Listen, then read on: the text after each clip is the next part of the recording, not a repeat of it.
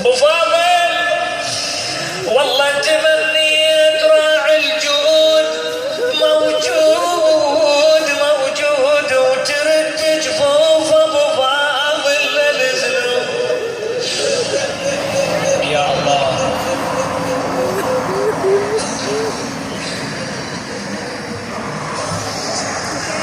إنا لله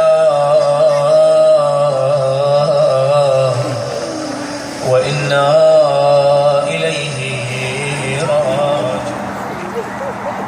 رقية تريد أبوها. عم زينب وين أبوي؟ ماكو. سمعوا العيال ضجوا بالبكاء والنحيب. الله. يزيد قال ابعثوا إليها برأس الحسين.